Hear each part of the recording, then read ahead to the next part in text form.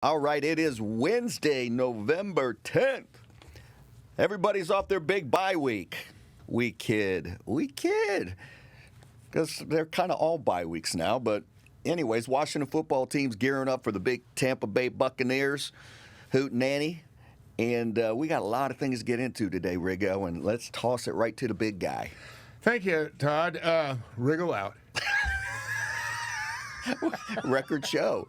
Good stuff. That was. Keep them laughing. I thought we wanting more. We covered a lot of things. Wanting more. No, I'll tell you what. I had an interesting experience yesterday, as I do when I'm with my daughter, Coco. Coco's got a few blemishes on her face, so we went to the dermatologist, and we go in there, and there's a young nurse in there. And I'm wearing this hat, plus I also had a shirt that I got from Quantico when we were down there with Colonel Will Bentley and doing the shooting and all that stuff. I think it was an instructor's shirt, actually. Some of the guys wear it down there. Yes. So I kind of had this. I believe is Army. I think it came from one of Lisa Marie's friends who she went to law school with, who's a good friend of mine now. Her husband, his name's Mark. I think he's Delta Force, but we were talking about Colonel Flag. I don't think you can talk about that. Delta Force doesn't exist yet. You better get this right, young man. Yeah, exactly. You just made the list. And he's one of those guys where, if you like oxygen and breathing, you probably want to stay away from him. You don't want to piss him off. I just got that feeling. He's a nice enough guy and all that, but like the Hulk, you wouldn't want to see him when he's angry. Yeah, no, it's all good until it's not. So anyway, I'm wearing a hat. So it turns out, she goes, I don't know how you feel about this, but she says, oh, were you in the service? And I got to tell you, that just kind of, and Veterans Day's coming up day after, what's tomorrow? Veterans Day tomorrow. Mm-hmm. And today's the 246th birthday of the United States Marine Corps. Is that right? So, today is. Today is. That's odd. I want to think, is there a connection? Probably not. Well, happy birthday, U.S. Marines. Does that mean they're all drunk someplace around the world and carrying on? I hope so. Yeah, I would too, as long as, even a drunk Marine's better than no Marine. Anyway, so I get that kind of weird, I don't know, it's just like when you get asked that question, I've always, and always will, feel guilty about, the fact I never served. There's just something that goes with that. Now, I was one of those people who, was exposed, and I considered getting into a guard unit, but it seems to me, I thought, I don't know, this can't be right, but this is my recollection. In 1971, I'm in New York, I'm on Long Island, I'm getting ready to go. The season's about ready to begin with the Jets. I could have swore I was called for a physical, but I'm thinking, if that happened, then the motion is already, it's already in progress. You can't stop that. But then I thought, shortly after that the Congress declared the draft illegal. But the timing of what I'm saying isn't right. Something happened. Now, I didn't end up, because when I found out that news, I thought, well, that means it's illegal. I can't be drafted. And I don't know if it's, if it's post facto or whatever they call that. I'm unaware, but I don't go to the physical, and I never heard back from anybody since. Not that, I just went, well, I'm in the clear now. I don't have to, go into it. But for all these years after that, anytime I hear the national anthem, I stand and I sing the national anthem wherever it happens to be. Absolutely. And always did it on the football field, and at that same time while I'm singing it, I back then would think of the people who were in Vietnam. Yeah. And I'm standing here making a decent living, entertaining the folks here. But then you find that you're kind of intertwined. Back then, not so much, because I don't think they could watch it like the service people overseas now that can watch games via satellite and all this stuff. But anyway, so you have that feeling like you're not worthy, and it hit me yesterday. And I thought it was just one of those strange things, and it's always, you kind of think to yourself, you go, well, I think I could have been a good airman or a good soldier, a good Marine, or whatever the case may be, a good sailor. I was 6'2", 230 pounds, and probably the fastest guy in my unit, probably could run. So I got to thinking about that, and I thought, well, more than likely in Vietnam, you're on patrol, and all of a sudden, firefight breaks out. My thinking is, everybody else, they're engaged. Me, I would probably have hot-footed it back to camp. Use that speed? Use the speed for what it was meant for, was to save my ass. And then when the troops got back there, they went, and I said, guys, I ran out of ammo, and then I couldn't find my way back to where you were. I mean, I looked and I looked and I looked. I got a feeling, Riggo, you'd have been a warrior. You would have been leading the charge. You'd been special forces or one of those breeds. As much as you jest. As much as you jest. Well, you got to do what you got to do. That's true. I mean, if you're just face to face with the enemy, I guess there's not. I mean, if they'd have circled us and I would have went, oh, what are you doing here? You're not supposed to be in my way. Well, you got to figure you're at your physical peak too. You're messing with the bad man right here, and you can take those suckers out. So, it was fascinating. I've watched too many. What do you call it? The movies where who would it be? It would be Arnold Schwarzenegger or Steven Seagal or, where they're chop Luka, and they kill 40, 50 guys in one sitting with their hands. Well, they are specially trained, as we know, and but those guys do probably exist. There's some bad boys out there. But so it hit me on Monday Night Football because the game was in Pittsburgh and they had a tribute for Rocky Bleier. And as they should have. And then they said that when Rocky was drafted for the NFL, went and served, so his career was interrupted. And it hit me, he said, he was in 1969, he went to Vietnam. And I sat there, and I swear, John, first thing I said. And was injured. Yes. Yeah. And came back. And they told him, you'll never play football again. Forget that. Forget football. We're going to get you back and so you can walk and you're healthy again. But, John, when they said 69, it hit me too. And I said, well, shit, Riggo was 71. And clearly, and we've talked about this a number of times because I know how fluid the draft situation was and what an unpopular war it was in the state of the country at this particular time. But it hit me on that Monday night. It made his career that much more extraordinary in my mind. Yeah. After what he went through. I did not realize. I knew he had served and was awarded some serious medals, maybe some of the highest we. Well, he certainly got the Purple Heart. I know that. Yeah. I don't know what other medals he might have gotten, but having talked to Rocky and know his story somewhat, what I recall is that he was actually on the team. I don't know if it was in the during the middle of the season, but anyway, he gets. I don't know what call. I don't know if he was in a reserve unit. I don't know. That part I'm a little bit vague on. But he literally went under contract with the Steelers, and had he played the year before, I don't really recall. I think he had. And then all of a sudden he gets the papers that it's time to go, and I think Rocky's thinking, well, the Steelers, they'll figure something out. Yeah. Rooney's.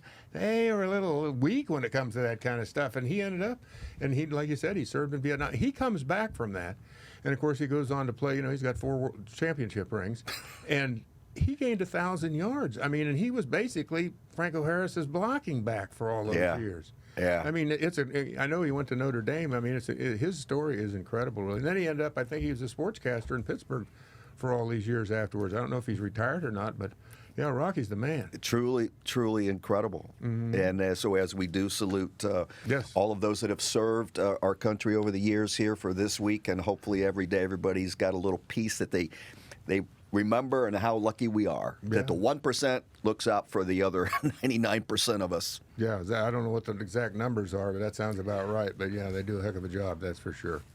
And it's a changing world, and wish them all the luck and Godspeed, as they say. Yes, yes. So we got the Washington football team. We'll do a few tidbits on that. And but first, is Blewett still around? No, but Blewett. He did blow it too many times. See, I never paid attention. So they were on, you knew. God, they had a bye week. Bye week to me is the same as the players. I check out. So you got to bring me up to speed here. Well, let me throw a couple your way. That's the reason I had to ask, because I'm thinking, I don't think his stock the arrow was pointing up when they played their last game. No, and listen, we go for the laughs. What about here. Hoppy? We go.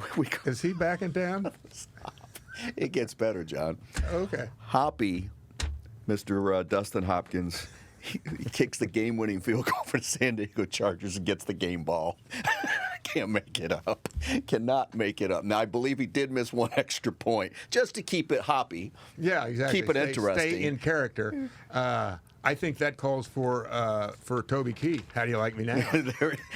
Cannot make it up. God, cannot make it up. That is amazing. So Mr. Blewett, he will be back delivering for Brown for UPS. What can Brown do for you? And we kid, listen, but he was 2 of 5 3 blocked kicks. 2 of 5, 3 blocked. He was kicking it in the ass of the lineman. And the center laid flat on the ground. Listen, guys, he's getting tired. He's like, our linemen are too big. He was getting piles from the way this guy was kicking the ball. Got to get out of his way, shooting line drive. So now, to his credit, you should have known he had not kicked since 2016. Mr. Blewett. Yeah, he had not kicked. He must have had an impressive audition. He did. He hadn't kicked in 5 years. Yes, he strolls in here and takes Hoppy's job. Hoppy's job. There you go. So and now he wasn't the only one. There had to be other kickers. Yeah, they brought some in and out on a number of occasions here. So they worked out 3 or 4 guys, and the gentleman would be kicking for you this week is a guy named Joey Sly. We like Sly's a little bit better than Blewett. S-L-Y? S-L-Y-E. The all-time leading scorer at Virginia Tech as a kicker in their history. Now, he has connections back to Carolina, as a lot of the folks that we see shuffling in and out of these parts these days. There's a Carolina-Ron Rivera connection. Also Marty Herney. Oh, the list goes on and on, John. There's a lot. Of what? Of Carolina. Well, I'm just thinking from a personnel standpoint, Marty would be aware of this player or this No kicker. question. Yeah.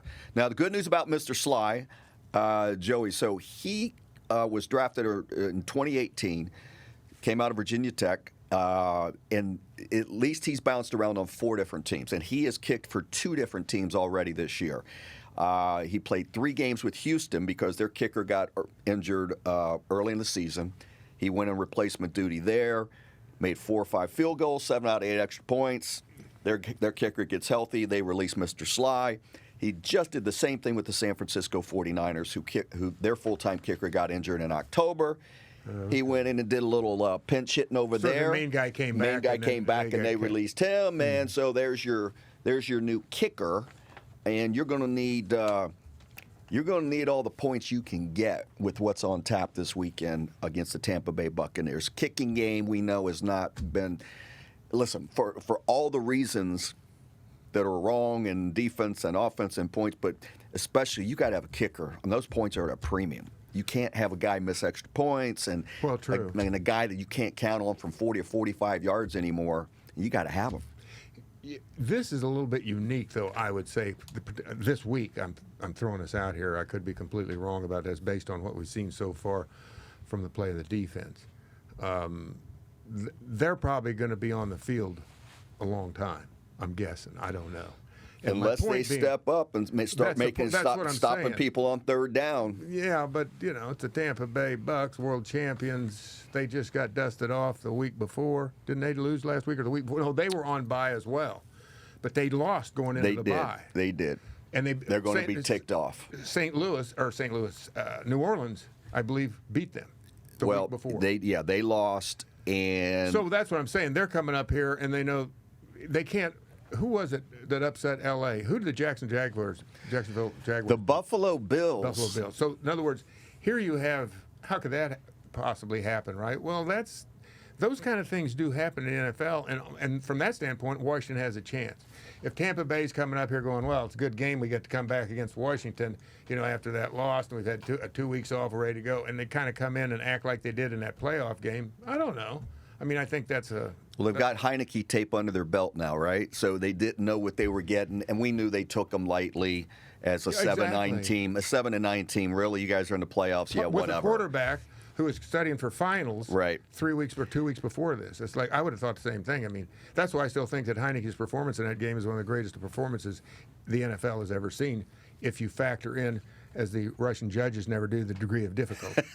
I just think he did a heck of a job. Now, since then, and the job is his, well, it's a little bit different story. Yeah. Now the understudy got called up, and now you're the lead actor, and everybody, we kind of liked him as the understudy. But getting back to the defense, in other words, my guess is the kicking game could be wrong, but I'm guessing it ain't going to be that important this week because you're going to need touchdowns if you're going to beat the Tampa Bay Bucks. I don't think if you're planning on going there kicking some field goals and squeaking it out, may come down to that. It could. I got a feeling you're going to have to try to keep up with the Tampa Bay Bucks. Mm-hmm. I just got a feeling. Mm-hmm. And therefore, this week would probably not be that. When you're playing a team like the Giants, the Eagles, teams like that are about your of your same ilk, well, those are close games, and that's where the kicking game I think is particularly well. It's always important, but my point being is there's some weeks that there could be an emphasis on it, and others not. And I'm thinking this week maybe won't be the emphasis on the kicking. No game. question, because I will tell you, John, and I know that you weren't engaged with last weekend's game and what transpired. It was bloody Sunday and Monday in the NFL. It was Dallas, who had a bye week, was rocking and rolling. It was 6 or 7-1, gets their ass handed to them at home by Denver, who had just beat Washington the previous week. I mean, I think they were beating them 30-0, and they ended up beating them 30-16. But Dallas got waxed. The Buffalo-Jacksonville shocker of all shocks, Buffalo, who looked like world beaters, and they were going to be number one. There were a number, but those two in particular. Well, then the Rams. Rams got dusted. Rams got dusted. And there's one other one. When there are four big-time upsets. Yes. And the only team to win was the Cardinals, who remained the only one. The Cardinals and defeat. the Ravens eked out last-second field goal. Oh, they did. The one against the Minnesota Vikings. I've always said, years ago, remember when they always talked about Rozelle? Wasn't it Rozelle who was always wanting parity? Right. I've always thought to myself, why? Yeah. That destroys drama. Parody destroy. What was he thinking?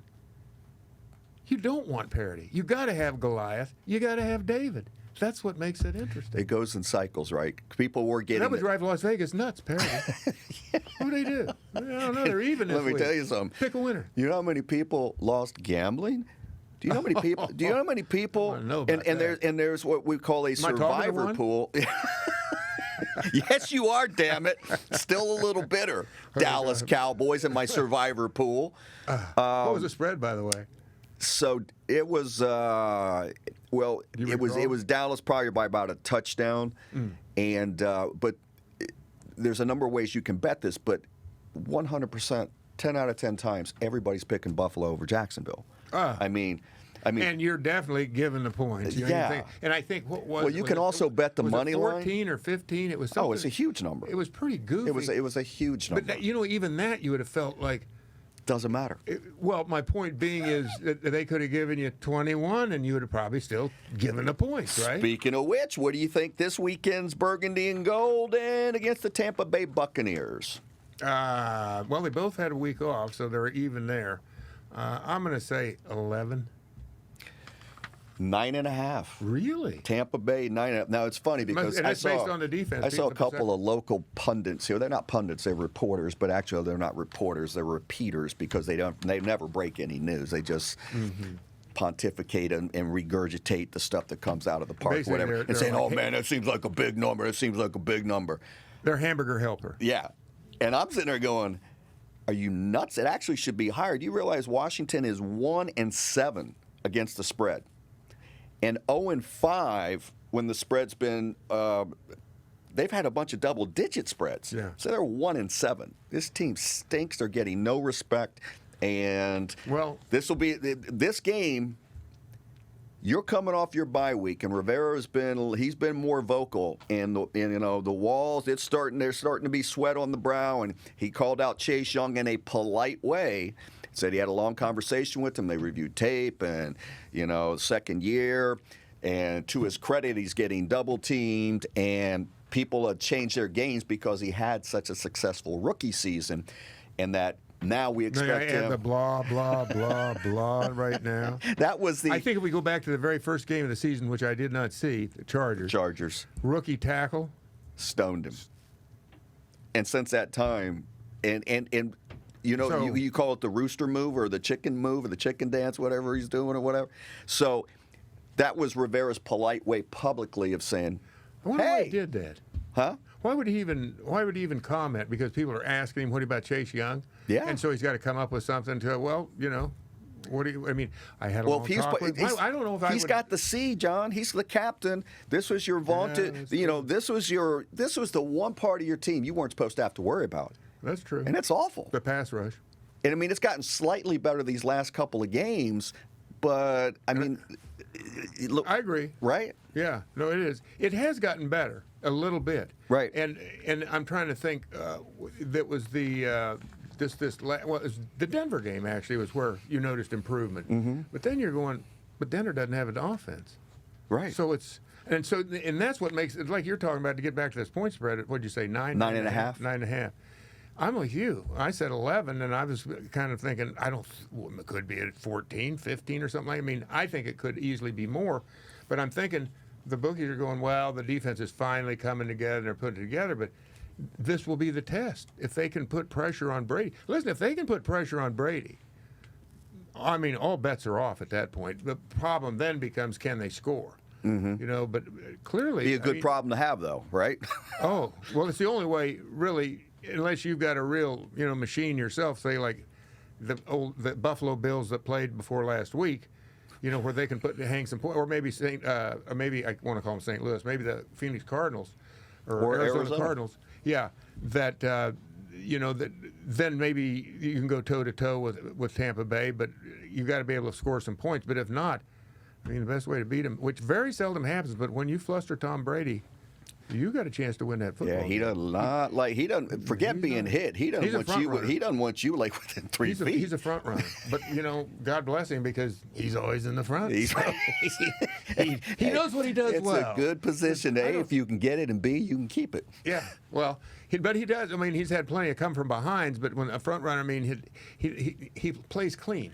If his jersey gets dirty, it's like, this ain't my day. I don't do this stuff, guys. Yeah. I'm an artist. I'm intrigued by this to see how this team responds. You're going to find out all you need to know. You'll find out a lot. And every team is beat up already, right? You're basically halfway through the season. Montez Sweat has a broken jaw, and he's going to be out. And he's not playing? No, he's got a busted jaw. How could that keep you out? What's that? How could that keep you out? Broken jaw. I gotta imagine it hurts. Do you remember when the people that always ask me? There's a few of them out there that go, "You think you could play today?" Based on all the talent that's out there. And the question is really, could these guys play back then? Right. Obviously, Sweat, maybe not. I'm taking an unfair shot because I have no idea how maybe his jaw is hanging down to his chest or something. I got no idea. I was just having a moment there. Montez, don't come looking for me, okay? You don't want to sweat. Not only can you catch me, you can beat me up. You don't want to sweat. Exactly. I think I'm going to Kansas here after the show.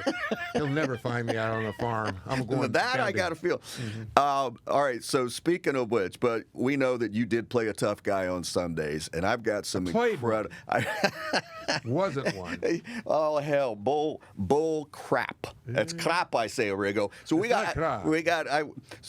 we got some stiff arms that I need to show you because I got a couple incredible pieces of tape. But that don't make you a tough guy, using a stiff arm. It makes you smart. Super Exactly. Super smart. All right. According to We're going to go to clip number 1. Okay. Must have knocked this guy 5 yards back out of bounds. Yes, it was. This was John Wayne. I mean, this was a movie. That's He's right. running down the sidelines, and he lowers his shoulder on a DB, and he must have knocked this guy 5 yards back out of bounds. This was John Wayne. And this was a movie. He's running down the sidelines, and he lowers his shoulder on a DB, and he must have knocked this guy 5 yards back out of bounds. This was John Wayne. I mean, this was a movie. He's running down the sidelines, and he lowers his shoulder on a DB, and he must have knocked this guy 5 yards back out of bounds. Okay, our fact checker. This was John Wayne. I mean, this was a movie. He's running down the sidelines, and he lowers his shoulder on a DB, and he must have knocked this guy 5 yards back out of bounds. This was John Wayne. I mean, this was a movie. He's running down the sidelines, and he lowers his shoulder on a DB, and he must have knocked this guy 5 yards back out of bounds. This was John Wayne. I mean, this was a movie. He's running down the sidelines, and he lowers his shoulder on a DB, and he must have knocked this guy 5 yards back out of bounds. This was John Wayne. I mean, this was a movie. He's running down the sidelines, and he lowers his shoulder on a DB, and he must have knocked this guy 5 yards back out of bounds. This was John Wayne. I mean, this was a movie. He's running down the sidelines, and he lowers his shoulder on a DB, and he must have knocked this guy 5 yards back out of bounds. This was John Wayne. I mean, this was a movie. He's running down the sidelines, and he lowers his shoulder on a DB, and he must have knocked this guy 5 yards back out of bounds. This was John Wayne. I mean, this was a movie. Jones got the jump. Yes, he did. He gives it to Henry. Josh Norman trying to get to the outside. The defender, Josh Norman, to his backside. Do not stand up with that man and let him just throw you out of the club. What's the reaction from the sideline? Well, listen to the crowd. It's not a big crowd, but they're fired up.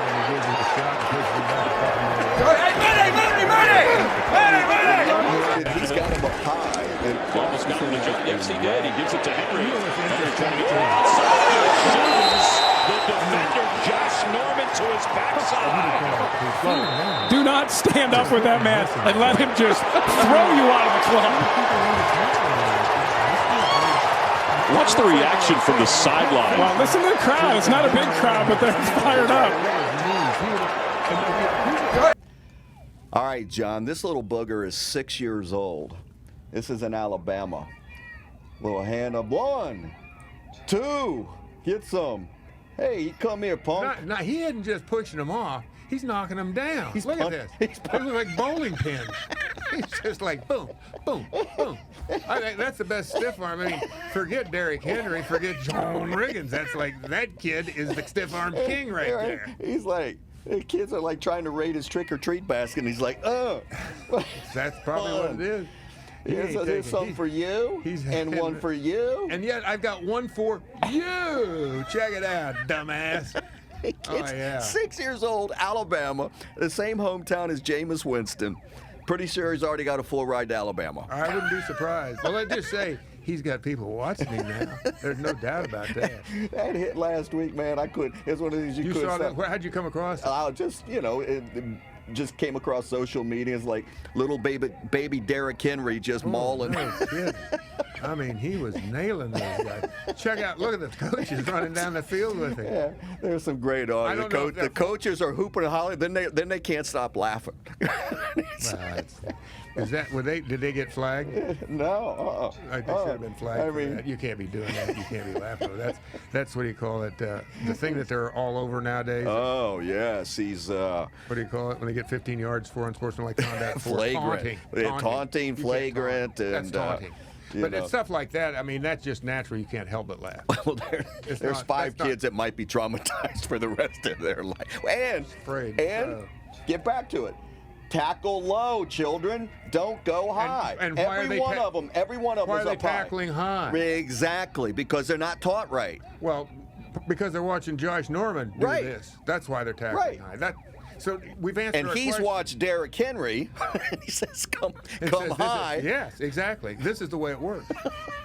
They've watched the film. They've done their film work. Not a single one. You'd think the kids, though, would go, Josh Norman's, the way he tackles doesn't work. I think we got to figure something else out. Hey, Coach, can I punch the ball? Yeah, exactly. Josh is big man. Punch the ball. All right. Here at TJRS, we have a nose for news. We like to go for a little bit of the absurdity, the oddities, and we want to brighten some people's days. And while these may sound, well, actually, they're not good. Okay, so I'm just going to throw it. But maybe it's going to make you laugh. And we do love nature. We do love the great outdoors, and you in particular will be heading to Kansas. True. Yeah. So this is Dateline, Brasilândia de Minas, a municipality in Minas Gerais in Brazil, around 600 miles northwest of Rio de Janeiro. And these poor bastards, 3 of them were fishing in a lake. This was last week. And when you see a headline like this, you just remember, people, if you think you're having a bad day, not as bad. So they're fishing, three buds, and they're fishing on a lake, and one of the guy owns bunch of acreage out there, and he's well off. Well, I'm not going to say they're well off, but especially for down there. What kind of boat are they in? Did it show a picture of the boat? It does not. Okay. But they were attacked by a swarm of bees, and really bad. Out on the water. And they jump into the water. No. Not realizing that's infested with piranhas. So 2 of them got out. Back with the bees? One of them did not. 30-year-old victim's body was discovered.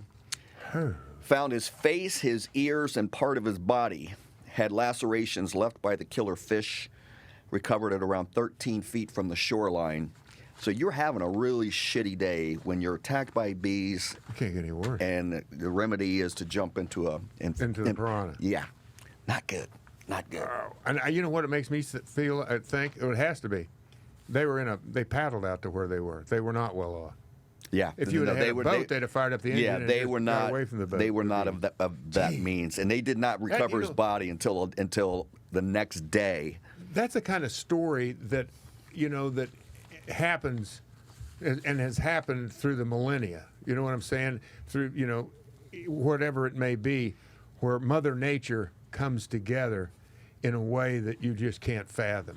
Whether it be, and it's not the same thing, but it's similar. But when I was doing Riggo on the range, there was an early season blizzard that hit the Northwest, and I was in Wyoming at the time, Gillette, Wyoming, which is northwestern part of the state. So we were pinned down there. Is that when you were with Danny White? No, that was down in Arizona. Okay. So we were in Wyoming, and we were heading out to Montana, and we had to sit there and wait for a couple of days for the blizzard blow, and then for them to clear the roads and all that. Well, on the way to Montana, and we're driving the back roads, I can't tell you, Todd, how many dead cattle you saw just out in the field, just laying there, where they froze to death. They couldn't get enough feed. They couldn't stay warm. As a whole deal. My point being is, like I said, it's not the same as it, but there's those same circumstances that befall other creatures, and not only just humans. But to me, that's one of those things where it would be something you would think that they would think up in Hollywood. In other words, it's stranger than, this is where you would think that, the fiction is stranger than truth, but actually this is the truth, which is stranger than fiction. Go figure. Well, what are the odds of being attacked by a bunch of bees out on the water? You jump into the water where there's, either alligators or something there. You don't have a very good choice, basically, is what I'm saying. I know. Not a very good choice. So, I've told you this before, and this was about 15 years ago. I'm on a golf course. I'm on a golf course over in Maryland, and I thought I was looking for a ball, and we had caddies, and I thought I got like a chigger bush or whatever, and I felt something like that. I went, ow, God damn it. I thought it was a chigger bush. Then all of a sudden, everybody yells, bees! I am swarmed. I was standing on whatever buries itself in the ground, wasp, hornets. Were they big bees? Yeah, no, it could have been yellow jackets. That's probably what it was. Swarmed, John. And I looked down, and all my playing partners and caddies, they were running and doing the 100-yard dash away from me. And I'm spinning in circles, and I'm wearing shorts. And I have a bunch of them went up my shorts. My belt and my golf glove was covered in bees, just covered. So I'm getting popped. That flew up my shorts. So I don't know what to do. So I take off my pants and I start running up the fairway. And the foursome on the tee is looking at me like I'm nuts, like this guy's in his underwear. What's he got on his mind? Has he got love on his mind? And I'll never forget, my playing partners, they ran so far. And these are the kinds of, when they sting you, they die. Oh, that's a honeybee, but I can't imagine them being in the ground. And I had 21 bee stings in my bum. Whoa. And let the record show. That would have killed you if you had an allergic reaction. Let the record show. I finished the round. This was on the 8th hole. Whoa. I finished the round. You're a tough guy. Not realizing the seriousness of it, because I felt sick for like 3 or 4 weeks, and I'm not allergic to them, but we won't talk about how the bee stings were counted, but it was an official tally of 21. Let me say this. What I read this years ago, that actually the toxin in a honeybee sting is actually more toxic than snakebite. Ooh. But it's such just a trace amount that you get. It's not enough to kill you. I felt like obviously. I had a really bad case of the stings, flu. Well, I think if you had that, let's say you had 200 or 300 of those things. I think I don't know. Yeah. But I'm guessing. I'm not an entomologist, but I'm guessing could be fatal. And for sure, I mean, people that are allergic to bee stings, definitely it can't. And one sting is all it takes. And here's all you got to know about playing golf and when you have compassionate golf partners who, after they stop laughing, they come back into the area. And we're out there for 15 minutes getting the bees clean, and they're sure you don't want to go inside and this and that. And then one of the guys says, "Hey, Pooh Bear, you going to finish the hole?" Oh, yeah. got to have a smart ass in the group, no question about that. Yeah, that's a sad story. Jesus. Yeah. But then the other two made it, and they couldn't. But they must have got chewed up, or maybe it's like that old story they say, when you come across a grizzly bear, how fast do you have to be? Faster than you. That's it. So they're faster swimmers than this. Yes. And they found, he ended up being 13 feet away in the remains that they found. And so it's just. I guess in that situation, literally, it's every man for himself. Todd, I'll see you next week. Riggo out.